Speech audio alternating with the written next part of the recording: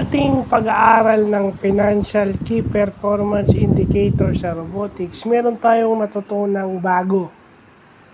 I don't remember na na-vlog ko na to, but better late than never. So, ito yung tinatawag na fully burdened labor savings. So, nung ibig sabihin nito, yun yung nasisave ng company by reducing the number of employees to complete a task.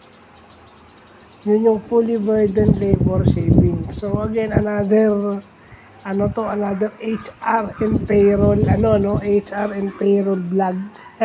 Management vlog na naman to. Kasi ito yung ginagamit nito, ang component to, yung hourly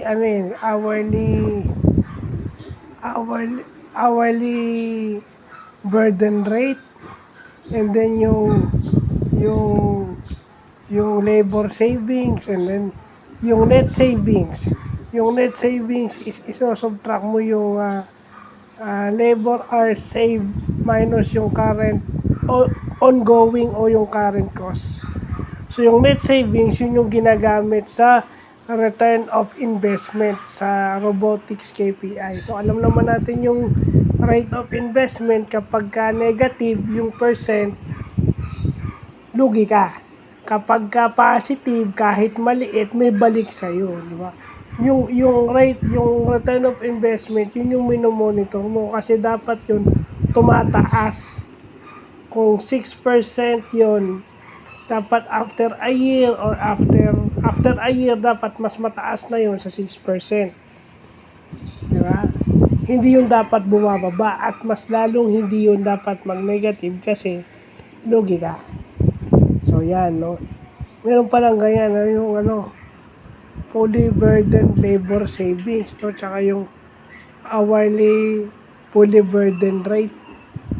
Yung hourly fully burdened rate, yun yung basic salary, taxes mo, and then basic salary, taxes, sinulat ko basic salary, benefits, taxes, plus overhead, divided by total annual hours work. So, lahat ng sinusweldo mo, i-divide mo dun sa total na oras na nagtrabaho ka.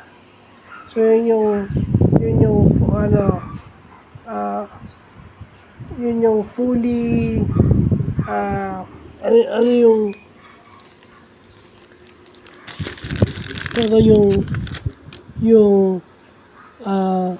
yung hourly burden rate, may ganun pala. So ayun, may natututunan tayo sa robotics, no, na HR. Dahil nag-aaral tayo ng financial, may natutunan tayong bago. Two birds, financial KPI lang ng robotics, pero pa tayong nadagdag na bagong natutunan. So, two birds with one stone. Yan lang pa.